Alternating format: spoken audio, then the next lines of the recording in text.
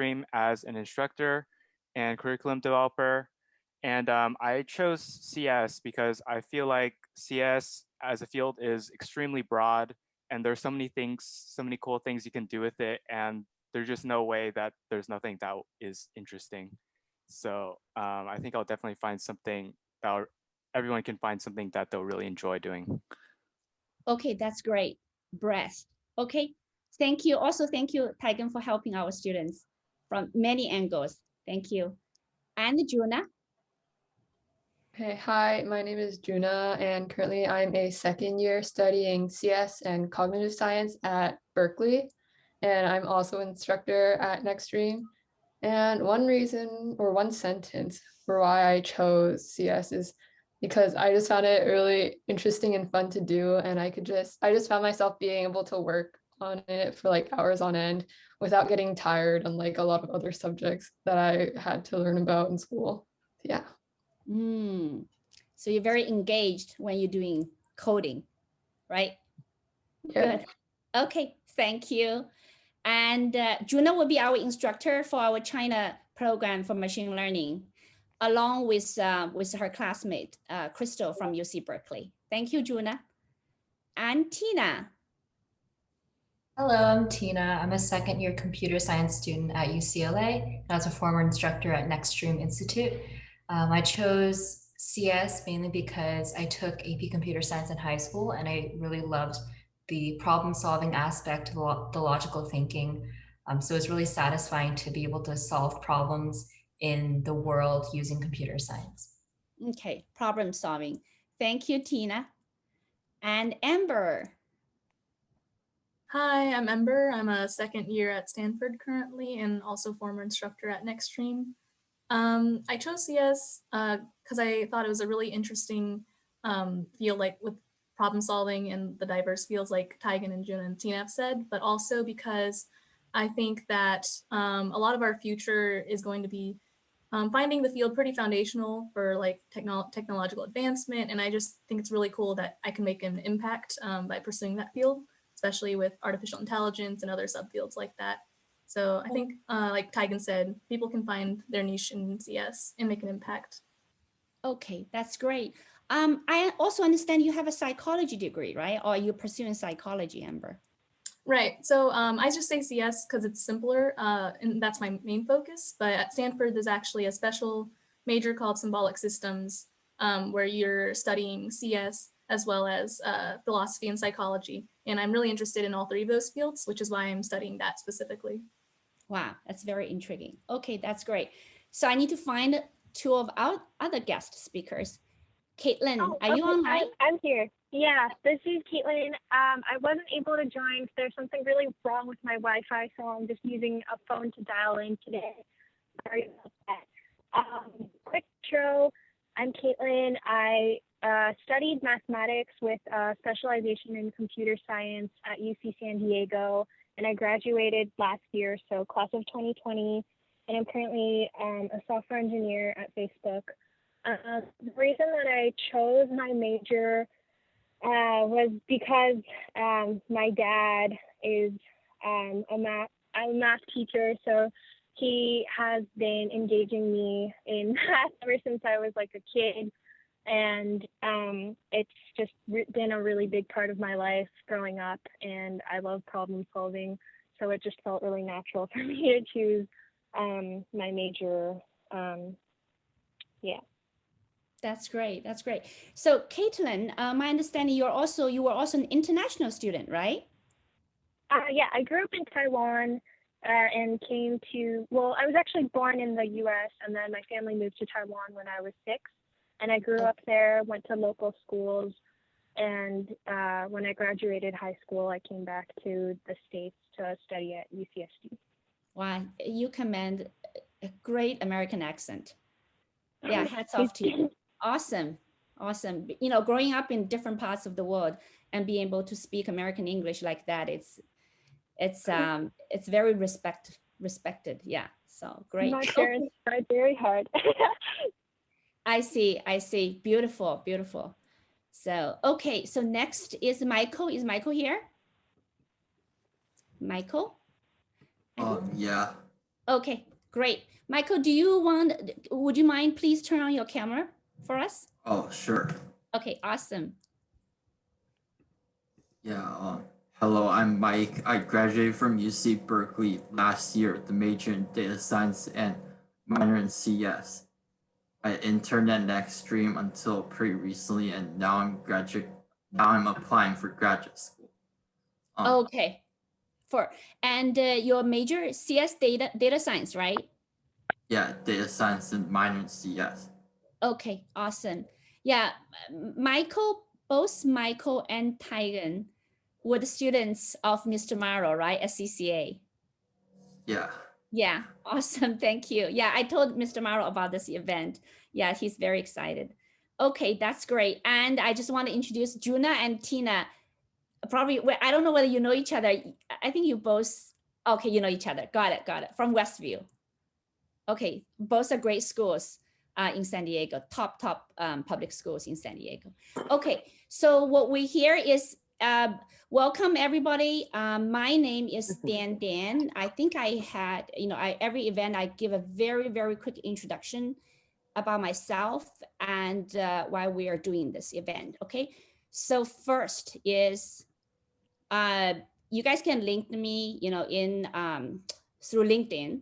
And I'm a founder of Hattie.com, which is a collaborative educational platform. We collaborate with teachers like Ms. Pont, quite a few experienced teachers, and bring classes to both Asia and North America.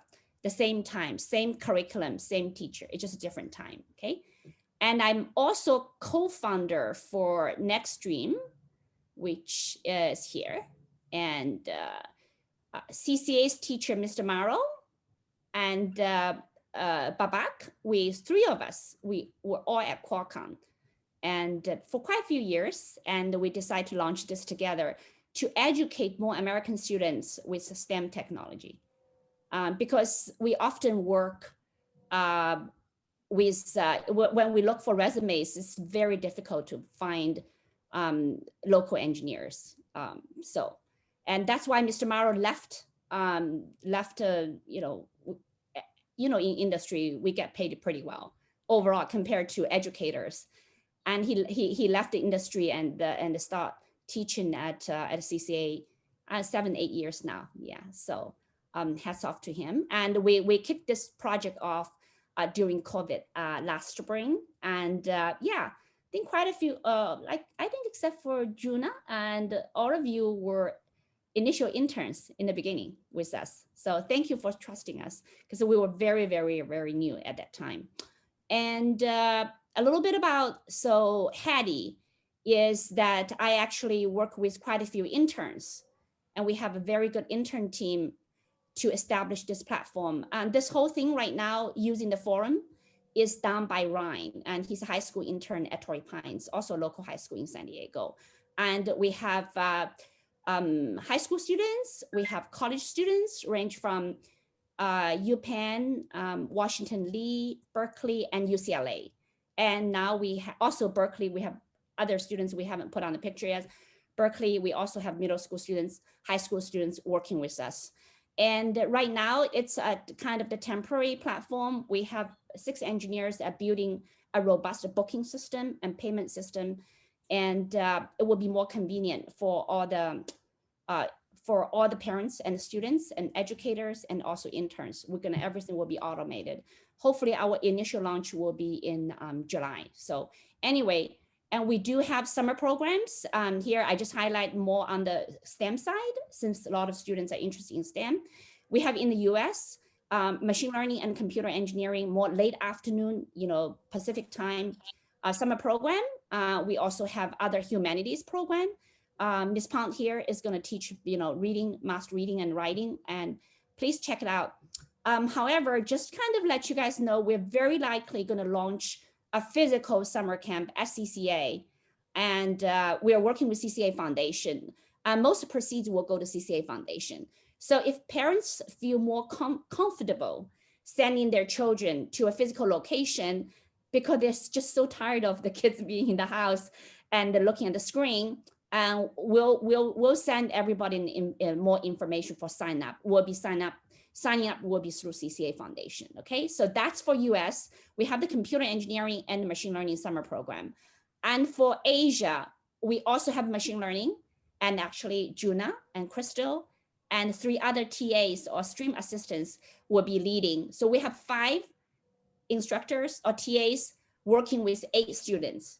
And it's also going to be all in English, but all 3 TAs command perfect Chinese.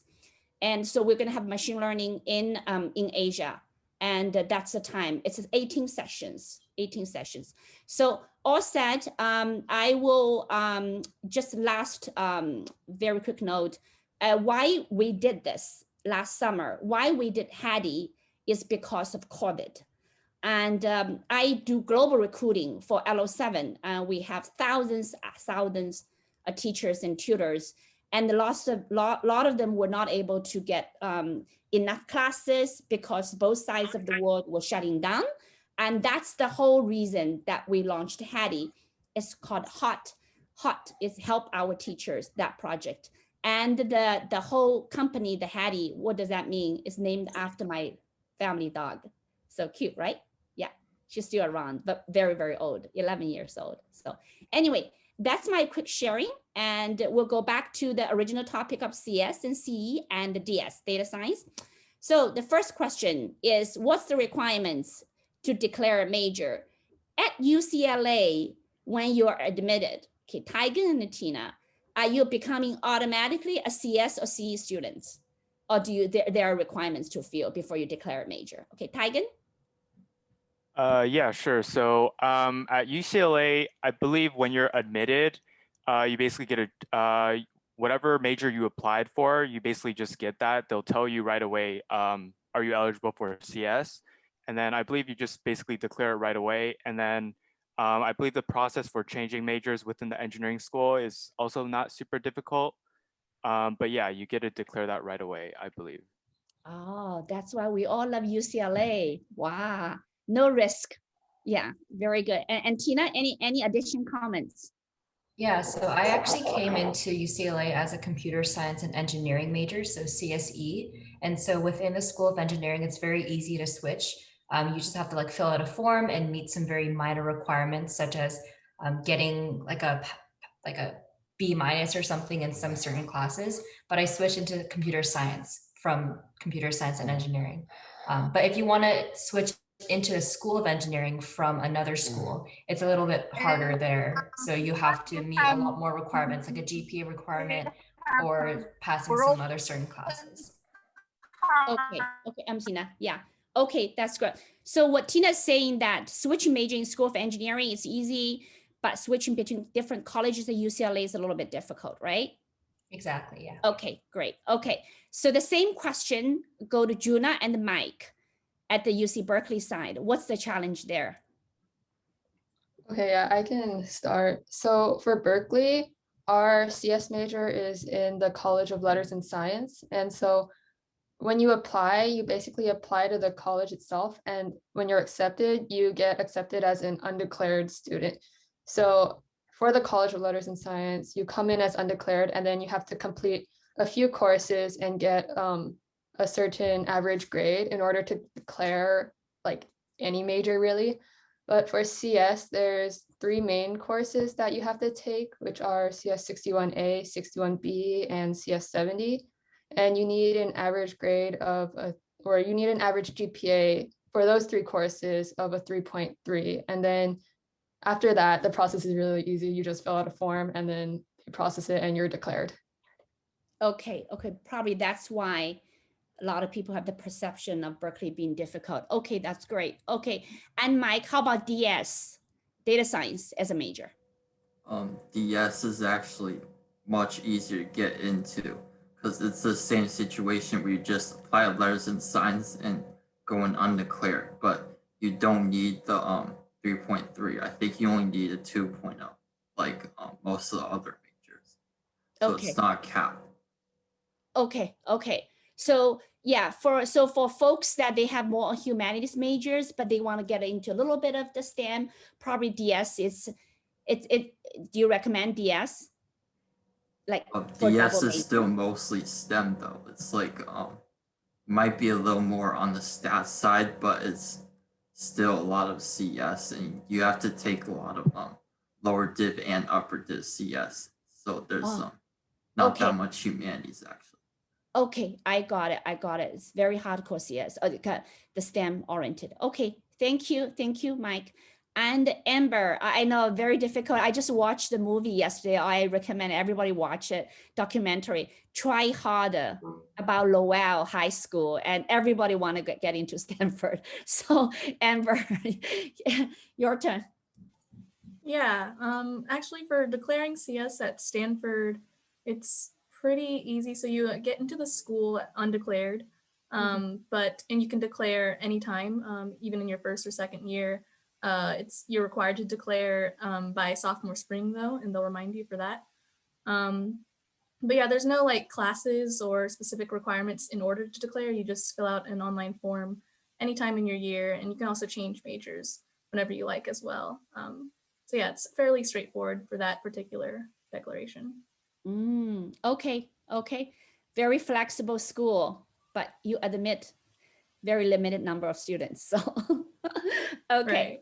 And Caitlin, UCSD, and a lot of our this year from CCA students are going to UCSD. So a lot of parents are and the students are online. Okay, yeah. At UCSD, I feel like it's pretty similar to UCLA. When you first get admitted to UCSD, you're either admitted directly as a CS student or you're not. And you have up until, end of your sophomore year to declare a major. And if you weren't declared as a CS major when you were admitted, you will have to apply. The way it works is a little different from UCLA, though. You do take a handful of underdiv classes. You have to have at least a 3.3 GPA, and then you can apply. And when you apply, you're entered into a lottery system, and they choose several people out of the lottery by random. But if you were admitted as an engineering student at UCSD, it's also really easy to change into CS. So it sounds like it's pretty similar to UCLA, but we just have like a weird lottery system there. Yeah. Okay. So just from my perspective, a quick summary is Stanford, a little bit more flexible than UCLA, and then UCSD, because you still need a lottery system, you still have GPA requirements. I'm sorry, Golden Bears, your school is the most difficult. Sounds like from the CS point of view, but why not? DS is great. Everything's driven by data. Perfect major. I don't think at the end, job, career opportunity, and pay, I don't think there will be much difference between DS and CS or CE. So, okay, that's great.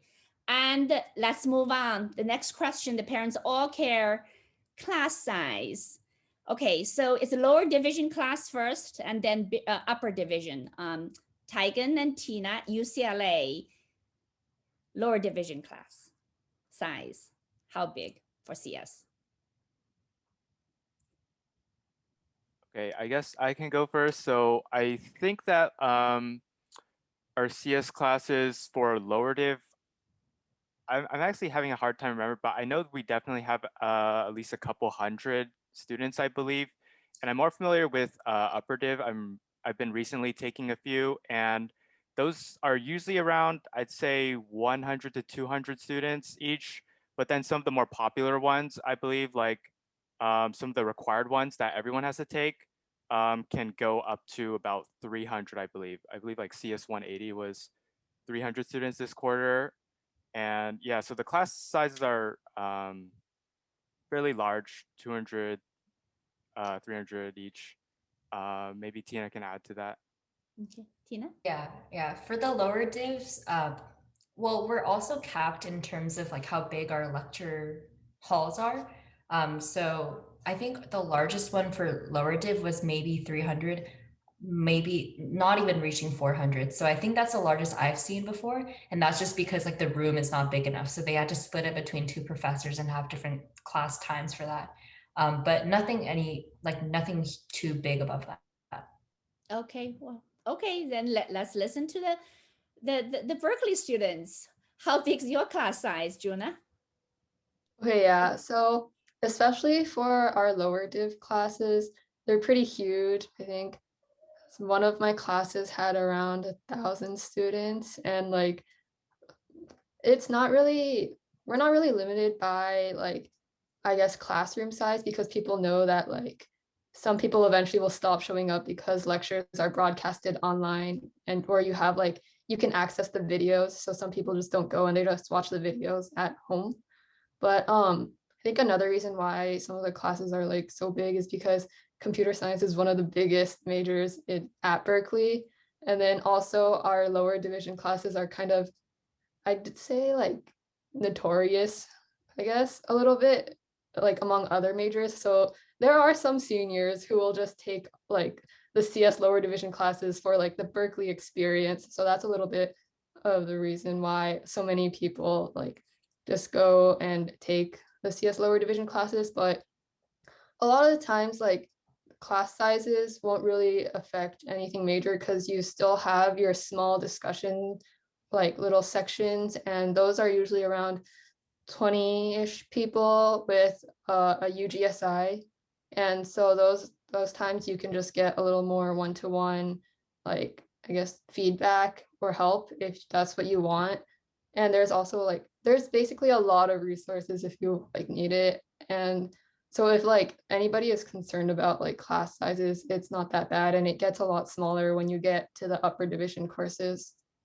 Okay, so okay, thank you, Juna. Mike, you want to comment on the DS and also the upper division class size? Yeah, actually, most of my upper discs were CS classes because Mm-hmm. there's so much overlap.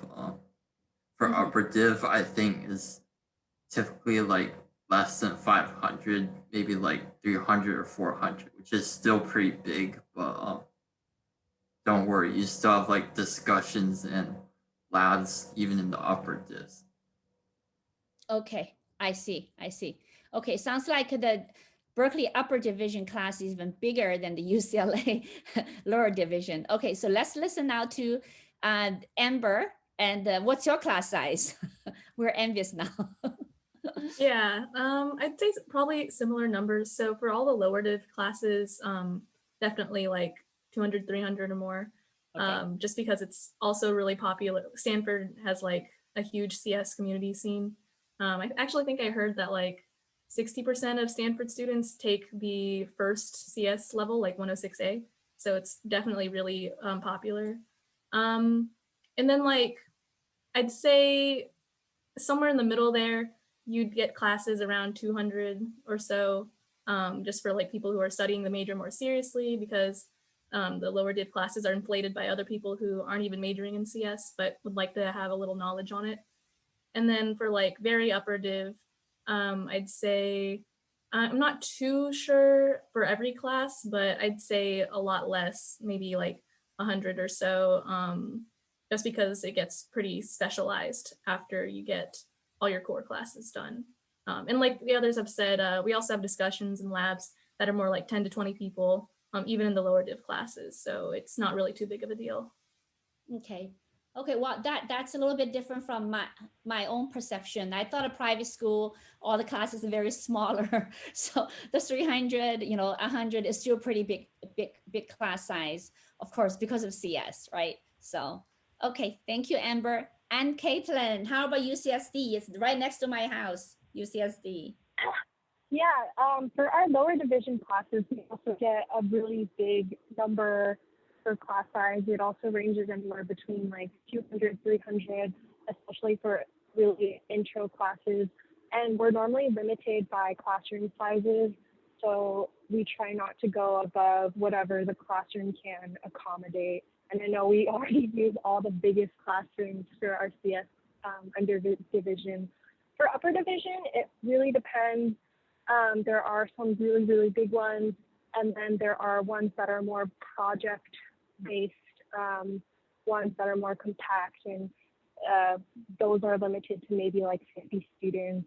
And for the really, really big ones, it can also go up to 200. And because our classes are in so high demand for even non-CS or non-engineering students, we have this system where the school tries to make sure CS students will be able to enroll in their required classes to graduate. So they have this time frame where CS students are able to enroll in the classes beforehand, before all other majors get to join the class if they're interested, just to protect, CS majors and make sure they're able to graduate in time because they meet all the requirements. Yeah. That's very good, Caitlin. So your comment and your response actually delve into another question about graduation years. I know Berkeley will get everybody out within 4 years or even less because the school, right? It's too many students. And actually, my husband went undergraduate in UCSD. Honestly, it took him 5 years for whatever the reason. So is there any perception at UCSD and UCLA folks need to take 5 years to graduate? On the engineering, he was an engineering undergraduate. So for UCSD, for UCSD, it's not uncommon for engineers to take 5 years to graduate, just because how difficult classes can be, and normally students don't want to overload themselves with many, many difficult classes, especially when you're a senior. Okay. So what, do you know the percentage? 10, 15% graduate within 5 years, or half? Less than half for sure, but I know a good handful of students who choose to do the 15. So I don't know the exact number, unfortunately, but I would say it's not uncommon at all. Yeah, that's my understanding. Okay, how about Tiger and Tina? What's your view about UCLA students? How many years on average? 4 years, 5 years? Okay, I guess I can start again. I think I'd say generally it is 4 years, though I think 5 years or around 5 years is definitely not unheard of. I just did a quick Google search. It says 68% get a bachelor's degree within 4 years, and then 88 get it within 5 years. So it's not super uncommon, but I would say it's definitely very, very possible to graduate within 4, maybe even less, depending on how much AP credit you've gotten. So I know, like, if you came from CCA or other high schools nearby, you probably have quite a bit of AP credit that will definitely help you a lot. I personally got to skip like 7 classes or something from my AP credit, which is really nice, and I can very easily graduate within 4. So yeah, I That's think great. yeah. Okay, that's the benefit, right? For the parents and the student, parents pushing the students want to do it at AP as well. I save a good amount of tuition as well. So, okay, I got it for the AP. And Tina, any comments about UCLA? Yeah, exactly as Tegan said, it's I think it's very reasonable to graduate within 4 years, although some people could take 5 if they want to take it much more relaxed. As for me, I also came in with a lot of units. So if I really wanted to, I could graduate in 3 years, but personally, I want to explore other classes. I don't want to rush myself. So right now, I'm on pace to take only 3 classes a quarter and graduate within 4 years. So I'm taking like a very relaxed schedule, basically. And that's because of the AP credits that I came in with. Okay, they're paying off. Okay, that's great. How about Juna and Mike, UC Berkeley? Okay, maybe ask a question with Mike first. You already graduated. How many years did you take? 4 years. 4 and years. then I think you're right about Berkeley getting through students pretty quickly, because I just checked, and then the 4-year graduation rate is 76%. Okay, And then I see. yeah, I only knew one super senior, and then I think everyone else graduated in either 3 or 4 years. Yes, yeah, Berkeley, that's an advantage at Berkeley for some reason. Okay, and you got your major and you got your minor. Okay, that's great. And Juna, Any other to add to Berkeley? Yeah, I think it's like while it's not common for like people to take 5 years, it's definitely not unheard of. Like I feel like everybody will know at least one person who's taken 5 years. But I think something else to add is that like it's not like super hard to finish all of your requirements. I'm double majoring, and although like my second major, which is cog sci, has a lot of overlap with CS, I think I can comfortably finish both majors in 4 years. Like when I was coming up with my 4-year plan, for the last few semesters, I was only taking like one class from each major, and I was trying to figure out what other classes to like get above the minimum unit cap. So it's definitely doable even for like double majoring. So yeah. Okay, that's great. How about Amber, Stanford? 4 years, 5 years, 3 years? Yeah, I definitely think it's very doable to do it in, I think most people still just do it in 4 years, just because like how Tina mentioned, you want to take your time and take as many classes. You can even take all the cool classes you possibly could, so, might not make the best of it. And like, I think there is a little bit of planning that you need to do, just because the paths to like take your core classes, and then those are requirements for the next set of classes, and then so on and so forth. So you do need to kind of plan so that you're taking the core classes earlier on in the year.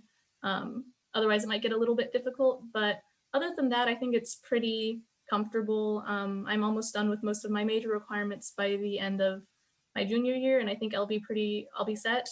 So yeah, and also I'm planning on taking, like I know a lot of other students are, the co-term program, where you spend another year to do even more courses and some research to get your master's early. So that's also another option that a lot of students take, and that'll end up being 5 years, but with your master's. So.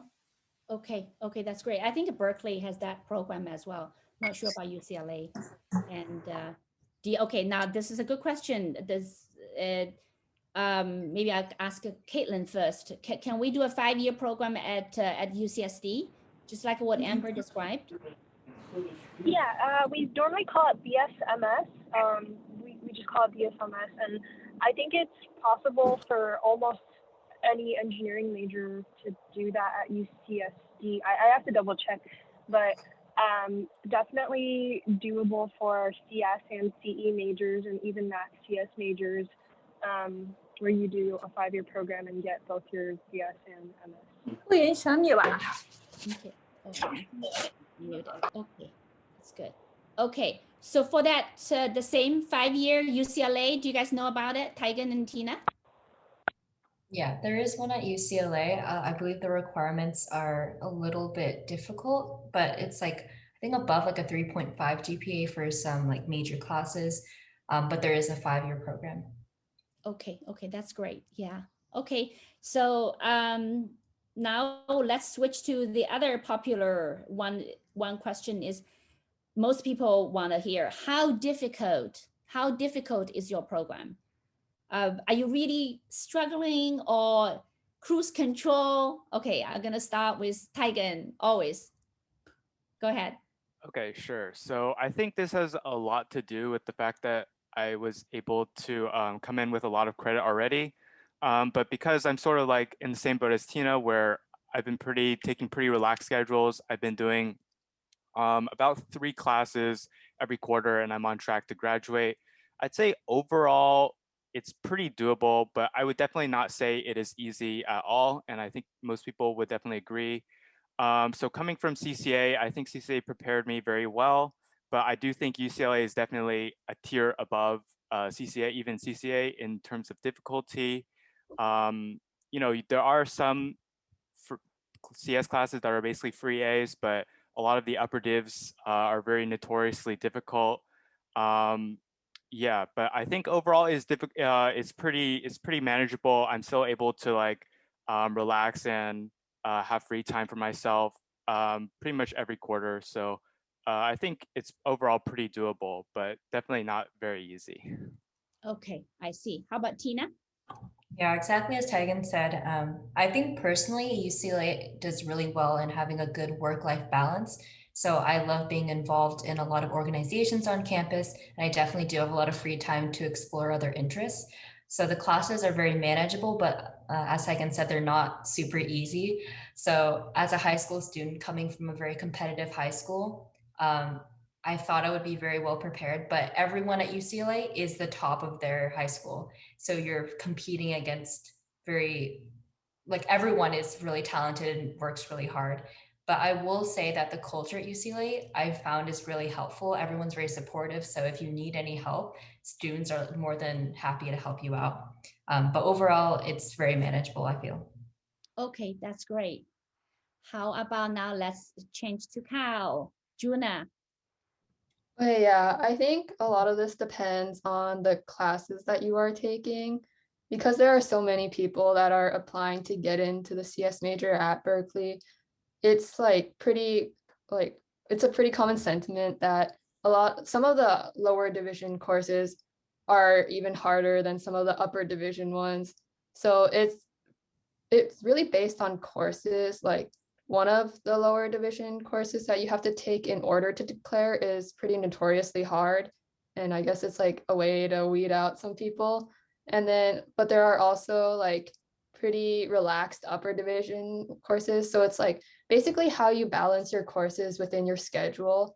Because there are both like easy, or not really easy, but like easier and a lot harder upper division courses too. So I think it's just a matter of figuring out which courses are commonly thought of as not as time consuming or difficult conceptually, and which courses are, and then putting them in your schedule so that you're not overwhelmed.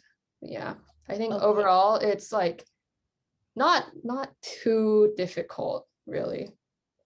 Okay, you can handle it if you're like you guys pretty much all come from very competitive high school. Okay, I got it. So Mike, and so the question was the same thing, but it's more about the efforts at CCA.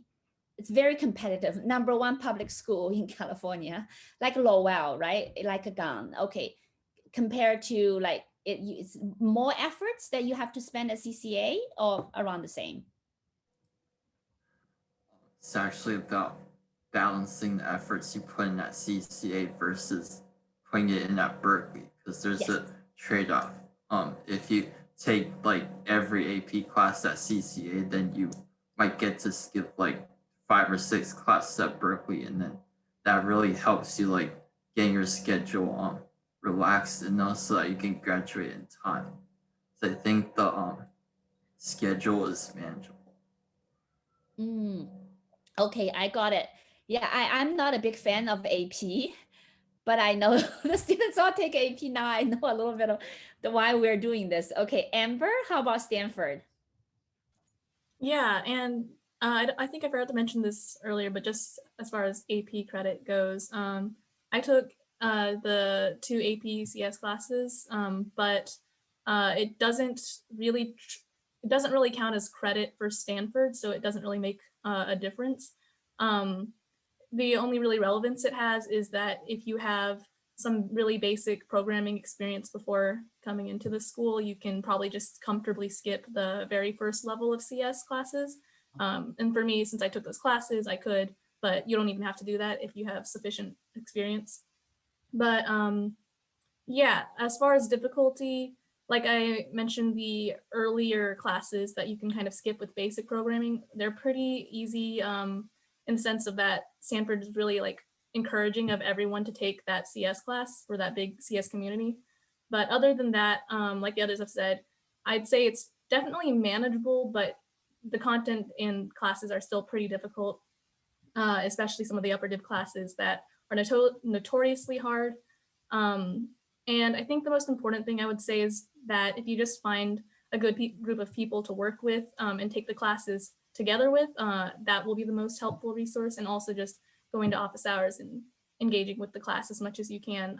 It's very supportive. So if you know how to reach out, then you'll probably be fine. But definitely requires a lot of work. So Okay, that's great. Okay, I think in here, what your feedback really implies a very good strategy or tips to all the younger students.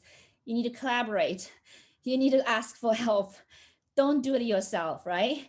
And you can get through it. So ask your teachers, TAs, and work with your peers. Okay, that's great. Thank you, Amber and Caitlin, UCSD. So how's how the, yeah, how difficult? And you come from an international background. I would love to hear Yeah. your perspective. Yeah, so I went to a local school in Taiwan, Taipei, and so we don't have anything like APs at all, and I didn't even have SAT prep in my school. I had to like go take the SAT outside of my school, and so when I went to UCSD, even though I did have like a very solid like math background, definitely it was a struggle for me in the beginning. I did have to spend a lot of time in office hours and with, you know, the professor's office hours or going to TA to office hours. But in terms of difficulty, I think honestly it comes down to several things. Number one, who is your professor? A lot of times, if I find a class extremely difficult, it might be not because the professor is bad, but it's just that his or her teaching style doesn't match up to my preferred learning style. And in those cases, I will just have to go find a TA who I know I can rely on or I know has a good way of explaining things to me and really like help get help from them. And another factor in terms of how difficult something can be for me is how many other things am I also doing outside of academic work. I personally spent a lot of time outside of academics doing things like tutoring for other CS classes and a lot of time in a student org at UCSD. I spent a lot of time in the engineering student council. So a lot of it, I think, comes down to these two things. You know, what is your learning style? Is it compatible with the professor? And number two, what is your schedule like? How much time do you have, and can you put into learning this new thing that you've never learned before? And honestly, as long as you're willing, you know, this was kind of echoed in the previous answers, but as long as you're willing to really ask for help, there are resources. People are going to be willing to help you. And at the end of the day, if you're finding something really, really hard to understand, people will know, people will help you, and you're not alone. And so I think, yeah, it can be difficult, but you really just have to know what to do to unblock yourself when you feel stuck. And I think that's like the key to managing difficult situations and learning hard things. Yeah. Okay, that's great. I love your sharing. Yeah, you said a lot, not only just academics, but also, you know, outside of the activities, how we balance it. And then I think the whole point you and Amber all mentioned about seeking help is we have machine learning classes, and a lot of you taught here, and you're like, okay, I always ask, hey, you know, can we help out? It's like the students' camera not turning on, and yeah, they're stuck, but they're not asking help. And we have like 4 or 5 TAs, teachers sitting there trying to help the 8 students. So whatever, it not necessarily applicable to our classes. And Ms. Pond teaches, you know, 6 to 8 students. That here, the students and the parents, like if you want to learn, and we are here for you, and other schools as well. A lot of opportunities. You guys have to initiate. You guys have to let the teachers know and TA know that you need help. I think that's a very good takeaway from this discussion. Yeah. Okay, that's great. Thank you. And then move on to a kind of, I don't know, how do I say that question? Average GPA in your school for CS. I know it's a macro, it's a Google question, but I don't know whether you have any average GPA graduating for CE. Is it? I don't know if I'm lagging, but Daniel's kind of cutting out, but I believe the question was the average GPA, and I would probably say that the average GPA would probably be around a 3.0, possibly a little less, but it's difficult because I don't have a very large sample size, but I heard the general consensus is around 3. Yeah, Okay. I also don't really know the average, but I think for like a GPA that's considered good is above a 3.0, or like really good for grad school to be competitive, it's around a 3.5. But also if you are looking into internships and whatnot, I think a large majority of those don't care too much about GPA. So I think it shouldn't be something to stress over too much, especially like for me coming from high school into college. I mean, I got almost straight A's in high school. Like I worked really hard, and then coming to college, it was kind of a shock to get like a B, but it's very normal. So yeah. Okay, that's good. That's I think the students need to hear. Okay, and Mike, you've gone through 4 years. What's your perspective on the GPA? Yeah. The GPA situation is actually pretty weird because Berkeley is kind of known for GPA deflation, but I just checked figures and they don't look that low. So for ECS, the average is 3.46. For CS, it's 3.53, and for DS, it's 3.24. Those are the most recent graduating classes. Okay. So Oh, sorry, it's my thing. okay. It's my thing cutting out. Yeah, perfect. Good. Very good. Okay. So, and I was skipping that question. I think we don't have a lot of time, and I know you guys have the valuable Saturday spending time. So I would like to end maybe 5 minutes after, like 6:20, 6:25 at most. And Amber, and so how about Stanford? Does it matter? You already have a name, GPA. Yeah, I'd say I don't know the exact statistics either, but I'd say around probably the same benchmark and maybe a little bit higher. Stanford does have a bit of grade inflation, so there is that. So I'd say 3.0 or maybe like 3.5. Right now, my GPA is pretty high just because of the classes I've taken, and again, inflation helps a little bit. But most things will know that that's the case and take that into account. So kind of like Tina said, I don't think it's really too relevant other than just making sure you stay above the benchmark for like grad school and stuff. Okay.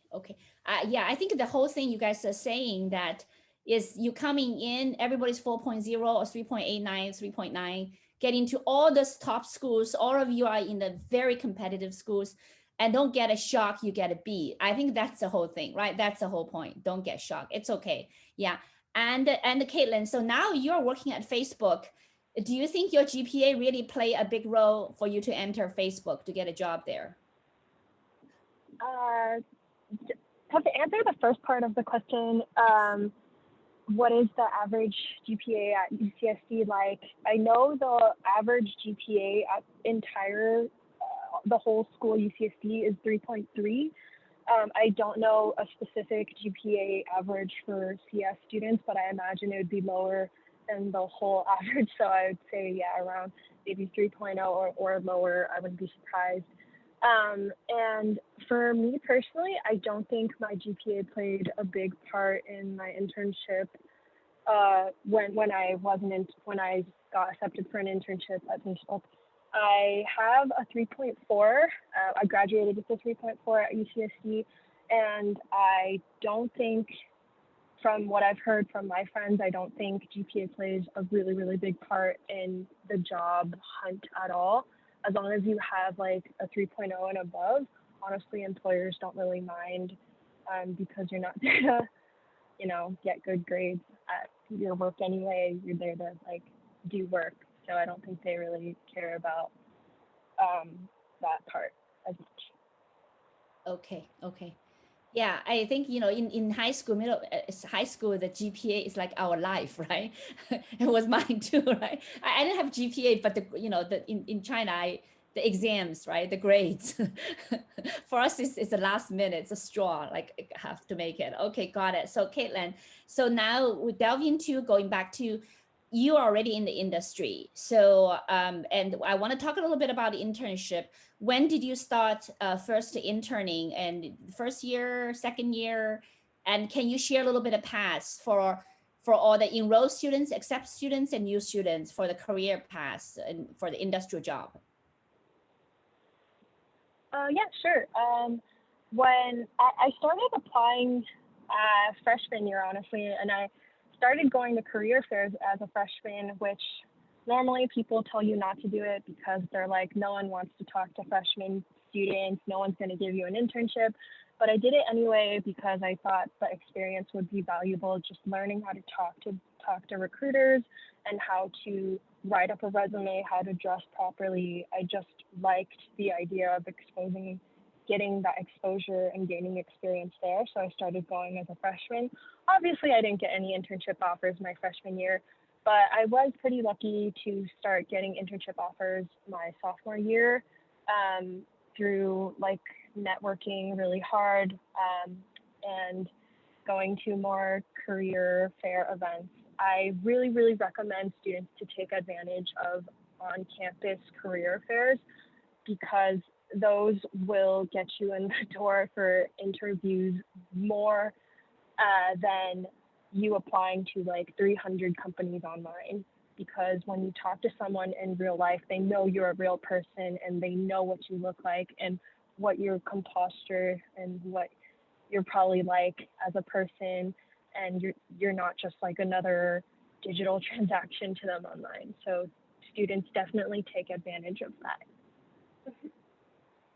Okay, I see. Okay, so the first year interns hard, and then start sophomore year.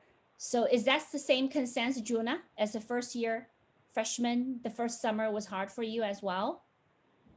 For my first year, I didn't really focus on getting an internship. I mostly wanted to focus on declaring CS. Mhm. So I just took the one notorious class that like everybody thinks is hard over the summer. And then, yeah, and then so I just focused on that, and then I was able to declare. And then this year I was able to start applying as a declared CS major, which I think helped a lot in me finding my summer internship this summer. Okay, that's great. Okay, Amber? Yeah, I think I can really just echo what everyone else has said.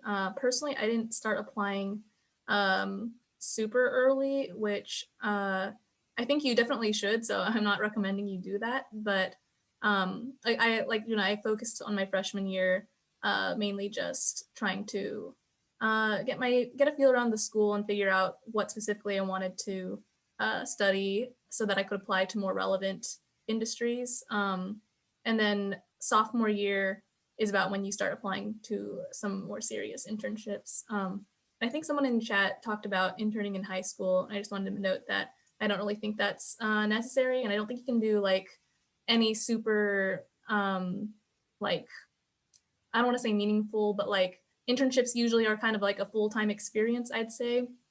So I don't think you can really do anything huge in high school. Yeah. And I don't think it's necessary. Yeah, so I think here is there are different definition of the internship, right?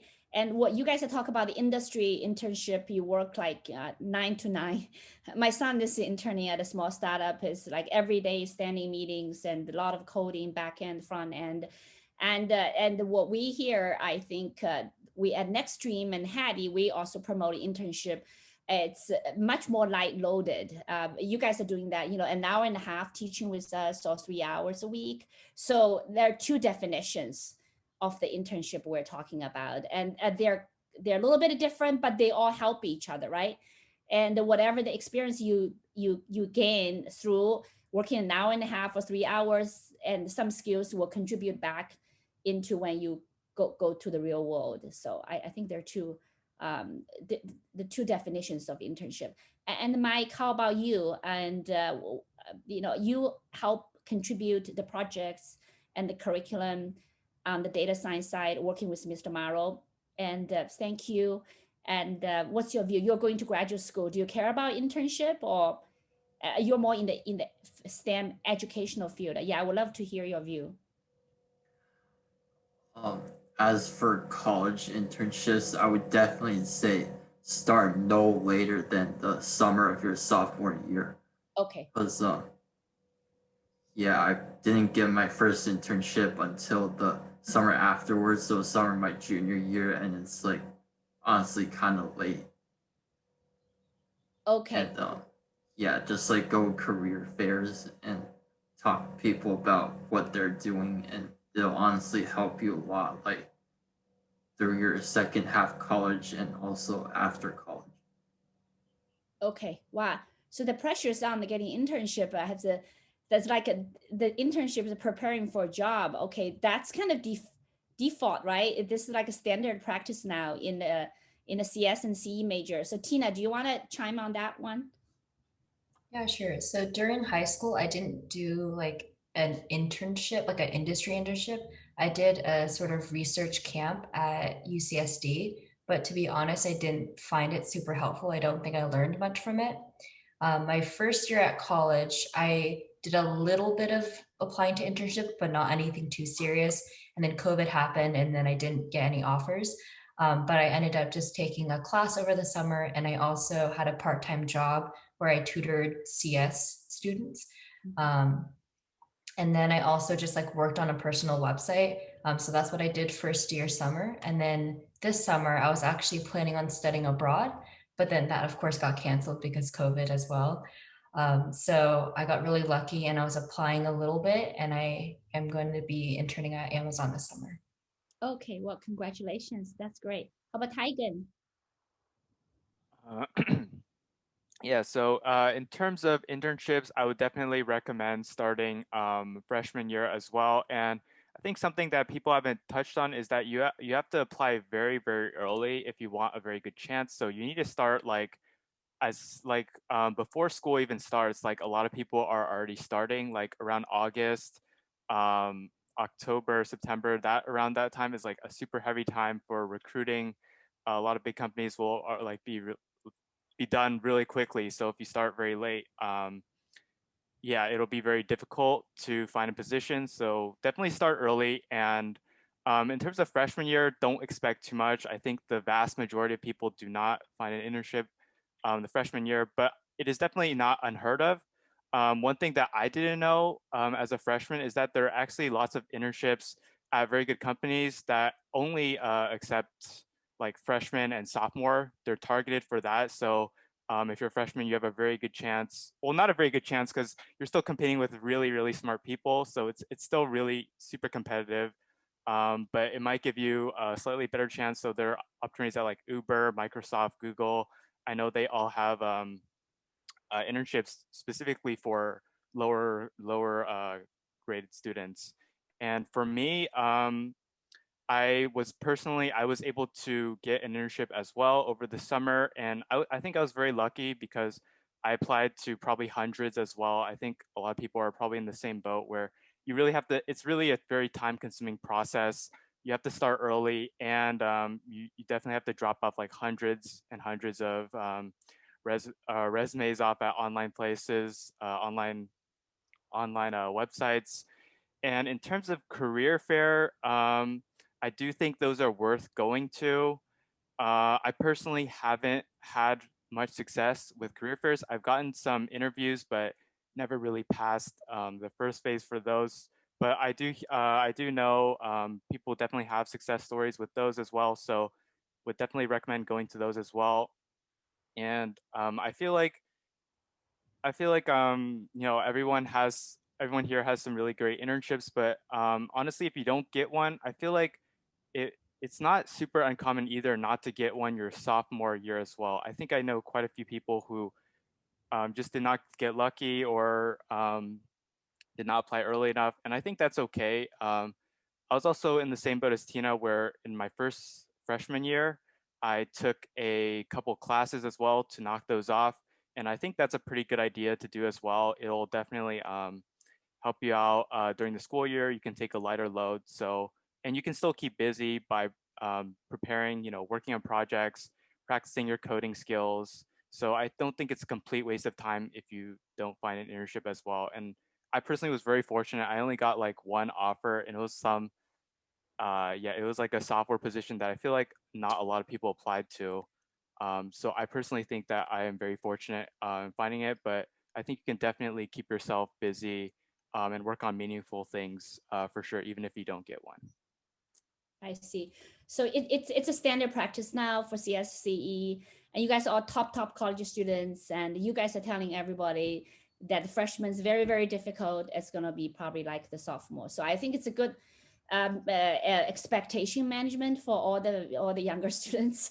They don't expect, it's like you get in, you're gonna go get a job right away. Okay, that's good. So now I'm gonna move a little bit faster about how to prepare for the first, like the big chunk of the questions for accepted students, but for the younger students, how to prepare, and they're high school students, how to prepare for CSCE. So Juna, I want to ask you, like, did you really spend a lot of time prepare for CSCE? I want to hear your story. And I know you got in, and what did you do that summer? Did you take any classes to prepare for Berkeley? Was that helpful? Go ahead. Okay, yeah. So in high school, I did take AP CS, and so I already had a little bit of CS knowledge going in. And then over the summer, since I found out that like the very first introductory course that I was going to be taking was in Python, and I didn't know Python at the time, I just took like a small course to learn a little bit more about Python, but I definitely don't think that it's necessary. There's a lot of people who come into Berkeley, they don't know what they want to do, they decide they want to try out CS, and they're still able to like declare. And so I think that's a little bit of the case with my roommate too. She came in and she hadn't taken any like summer courses for like programming or anything, and she was still able to declare. It's not like uncommon for people to do that, so it's definitely not necessary to like start grinding it out like the summer that you graduate. But if you're willing to and if you want to, it will help you in the long run, but it's definitely like up to what you want to do. Okay, I see. Caitlin, how about you? What do you think? Did you do a lot of stuff with CS when you were in Taiwan in high school? I didn't do a lot of CS stuff in high school, to be really honest. I probably did mess around with like some HTML and like try to build a website, but I didn't really know much about the foundational concepts in computer science in my first year of college. And I think that was and I also didn't take any APs. So I think that was a big reason that my first two quarters at UCSD were, a bit harder for me, I would say. But I think most professors know that, there are going to be a lot of different kids from a lot of different backgrounds in lower division classes, and most professors are prepared for that, and therefore they do try to go slower and more in depth, especially in lower division classes, is what I've noticed. And they really try to hold your hand in like the beginning to adjust and accommodate for people of all different backgrounds and levels of understanding, which I have been really appreciative of. So yeah, no pressure to do anything. If you don't do anything, I think you'll be fine, because I didn't do anything and I turned out fine. But if you want to, I think it will give you an edge, but really no pressure. Okay, that's great. Okay, so here $1 million or $1 trillion question is, how do I get in? Oh my gosh, you guys are all super successful. How do I get in, right? I heard from all four of you, at least we touch bases because those two schools were very well known locally. You took a lot of APs. Amber, how did you get into Stanford? And what's the extra thing? What's your GPA? Do you mind sharing with us and just give us a perspective? If we want to follow your path, what should we do? Yeah, sure. So I think it's a little hard to say because there's not really, I know it's kind of cliche to say this, but like there's not really a golden formula. And I kind of mentioned this in chat just now, but I think it's most important to just find a few things that you're like genuinely passionate about and then be able to talk about them in your application. For me, I actually, I was never one of those extremely hardcore CS students ever since high school. I had like some moderate programming experience, but one thing that I was really interested in is I'm really interested into the creative arts and writing and language. So I talked about how I might possibly be studying natural language processing in CS and just kind of combining the interdisciplinary fields. And obviously that's not for everyone. And there's a lot of people who are like my roommate who's studying pure CS and has just done a lot of coding and hackathons. So it just kind of depends on where your passions lie and being able to talk about that. And also for Stanford's application in particular, unless they've changed it, I think I recall like it's not a lot of huge essay questions other than like your main one. And it's just like little questions talking about little interests that you have, like what's your favorite books or like what kind of things do you like to do in your spare time. And so I think Stanford in particular really places a lot of importance on your character and showing that you have like a real soul behind what you're doing and not necessarily the specific giant accomplishments that you've done. And as for GPA, I did have a very high GPA though. And I think it was just a straight 4.0 or something, just because it wasn't too difficult at my high school. And that's the main reason I took APs, not really for impressing the Stanford like people who are reading my application, recruiters and stuff. I don't think they really care about the specific APs, but it was just helpful to maintain my GPA. Okay, sounds like the GPA is important. Mike, what do you think for extracurriculum that it's like between the school work and extra work? How did you get into Berkeley? I mean, this year is going to be harder and harder, but we would love to hear your perspective.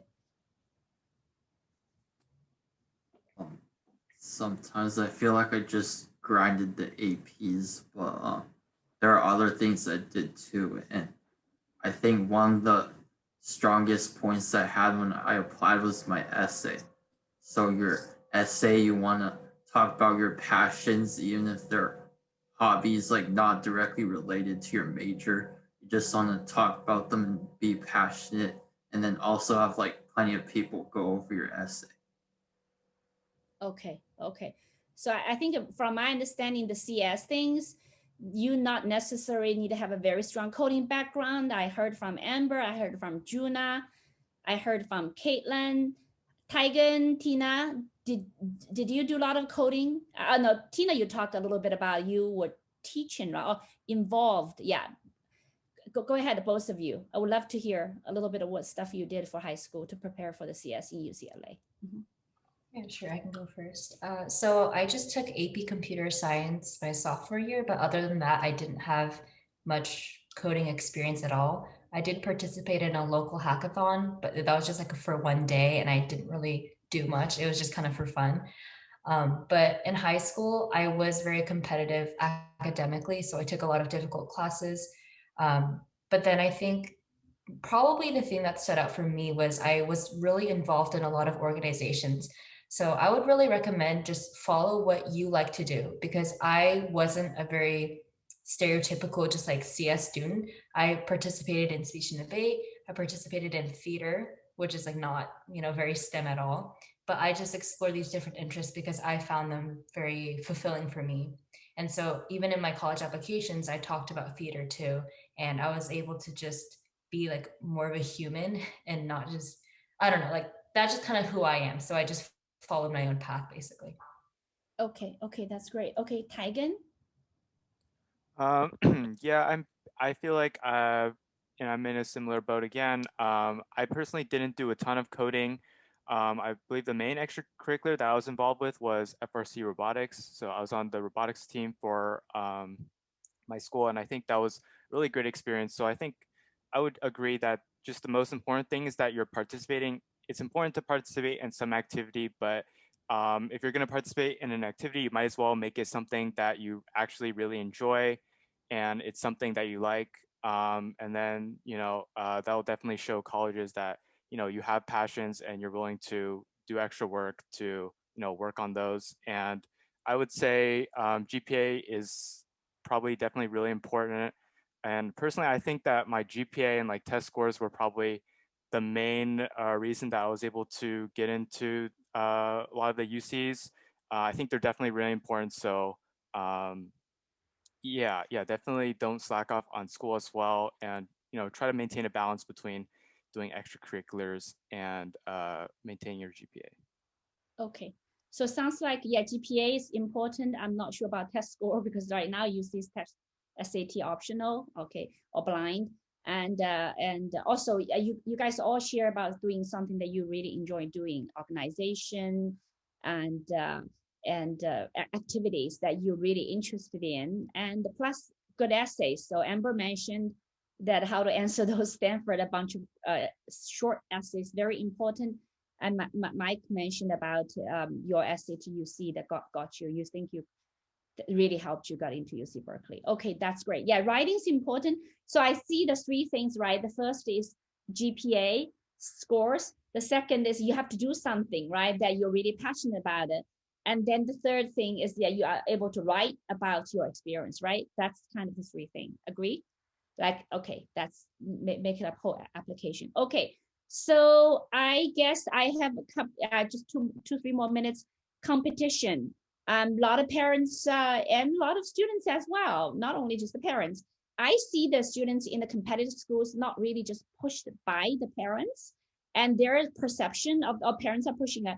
I feel the students are pushing themselves because I do interview for Cornell and I ask the students, I said, where did you get the pressure? And the students often tell me, and actually it's from Westview. This year I did not interview because my son is, it's applying. I try not to do. I can't do interview. But with all said, every year I interview 10 to 20 kids, and I asked them the question, where did you get the pressure? And some of them from Westview told me that they really get the pressure from their peers. Yeah, get the pressure from the peers, not necessarily the parents. So I think one thing to me, a lot of pressure is competition. All 6 of you are extremely successful. Have you done any competition that make you standing out? Or you can live a normal student life. You don't have to be a competition winner. So I want to start with Caitlin, international, Taiwan. Did you do a lot of competition there? I don't think I did anything like super noteworthy competition-wise in high school or in college. In high school, I did participate in Model UN a lot, which is really, really different from what I ended up studying. And in college, I did participate in things like hackathons, and I did win some prizes, but they weren't like national level hackathons. And there was more like regional ones and like small hackathons. I would say making yourself standing out. I'm really just going to echo what everyone else has said so far. Really find what you're passionate about and just put all of your effort and time into it. And I think everyone will be able to see, your passion for it, and you will become a glowing candidate because of that to them, to your future employers or your future school admissions officer. They will see your passion, and I think that's what most people want to see. So I didn't really participate in any competitions. I did do a lot of engineering student council work. I put in so much work there throughout my 4 years of college, and I would say that's what really helped me stand out when I was applying to internships. My engineering student council work and tutoring, those 2 things were like a really, really big highlight in my college career. And it's not applicable to everyone because not everyone enjoys these things, but really just finding what you want to do, put a lot of effort in there, and people will recognize that. Yeah, I came from industry. I know we are always looking for team members that are willing to help, are willing to support, are willing to collaborate. So the team spirit is really, really important. So, so Caitlin, thanks for validating that. I think your student council, your tutoring all contribute. And Facebook is huge on that. Facebook is huge. I know Facebook's culture very, very, very well. Yeah. So, okay, that's good. And Mike, all of you, Amber answered, didn't do much other than the Science Olympia. Mike, did you do a lot of competition during high school to get to Berkeley? I didn't do any competitions whatsoever. Okay.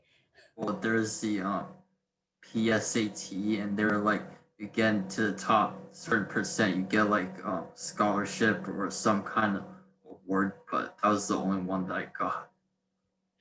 Same for both my children. They're both boys, CCA students. The only thing is national merit. They did not have no single competition. The both of them got into Berkeley and CS. Okay, so that's good. We're aligned here. And Juna, competition? I did not do any academic sort of competition. The only thing I really did was dance competitions, which I guess could count as an extracurricular, but nothing really academic related. So yeah. Okay, yeah, I know you're a very good dancer. Next time, when school opens up, if you still dance for Berkeley, I would love to come to see your show. Yeah. Okay, I'll invite you next time. Awesome. Yeah, I will go there very often. I have two of them there. So, and the Tigan and Tina competition in high school. Yeah, so I personally did not do any competitions at all. So I did participate in FRC robotics, which was technically in competition, but I would say that that experience was less about the competition and more about learning to work as a team and just working on something that we were all really interested in. Okay, that's great. And Tina? Yeah, I didn't do any like international, national competitions. The most I did was speech and debate, which was like regional. And then I did like the hackathon, but that was like local as well. So nothing big. Yeah, I can tell the first time I interviewed you, I can tell you talk really well. You talk so well. Now I know you got some training with speech and debate. Yeah, we do have speech and debate classes. So I'm here to do a free advertising for our teacher, Miss Lexington, and welcome to sign up for speech and debate. Yeah, you talk really well. Very calm. You have that voice. So great. Thank you. And we're going to end up pretty soon. All six of you, I will ask one sentence. You give advice to our accepted students and future students in high school that who are interested in CSE and data science. Go ahead, Tigan. Okay, so yeah, just basically just find what you're passionate about, and you should yeah, don't do work just purely for getting into college. I know I was definitely motivated to do work based on that as well, but it's definitely more important to find what you're really interested in, and so that it can act as that first step towards finding what you really want to do for the rest of your life. Okay, that's great, Tigan. And same order, Tina. Do what makes you happy and come to UCLA. Okay, wow, you're recruiting now for UCLA. We would love to come. We need to get in. It's very difficult. Okay, Juna. Oh yeah, I'd probably just say don't be too pressured. Make sure to remember to have fun in college. That's what college is like, a lot of college is about. And make a lot of friends. They will be helpful in your classes. I see. I love your smile. Thank you, Juna. Amber. Yeah, just echoing what everyone else says. Don't get tunnel vision. No one thing is the end of the road or everything that matters. And yeah, just enjoy your experience and maybe start a personal project. Find what you're passionate about. Okay. Yeah, I love the word. Enjoy your experiences. Yeah, life is actually made of every single moment experiences. Okay, thank you.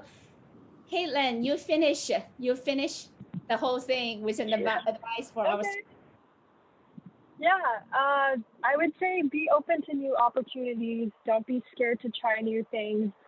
really just, you're so young. Don't be scared to try things at all. Don't be scared to go to a professor's office hours. Don't be scared to raise your hand and ask a question. Don't be scared to talk to the person next to you. Be open to trying every single thing you can. I miss college. I love college, and I wish there were so many things that I still want to try but never got to. So try and live it to your fullest. That's great. Yeah, you summarized really well. College, it's the best experience in our life. Not really full adult. You don't have a lot of obligations as an adult, right? And your parents are still paying for some expenses, and and you get away from your parents. You're independent, so that's the best, right? And you're young and handsome, good looking, right? So it's all good. Okay, awesome. So well, thank you. Oh, Mike, sorry, I forgot you. Yeah. So Mike, go ahead. Never forget your social life, because making friends will really help you in the classes and also opportunities, but also gives you something to look forward to. Like you want to have something to look forward to at each stage in college. That way you won't get lost. Okay, that's great. Thank you, Mike. I know you're in San Diego. I'm not sure about Tina and Tigan, but if you guys in San Diego, after all, we vaccinated, I would love to take you out, and Juna too, and Crystal, take you out for a nice lunch. And thank you for your time. And we can finally get to see each other in person, even though we've been working together for a while. So anyway, Caitlin, when we go up there, and Amber, I will, pin you guys and get together. And in Bay Area, I think you guys are very close to each other. So, okay, good. Well, thank you again. I don't think we're gonna finish. I think that all the chat questions are being answered pretty much.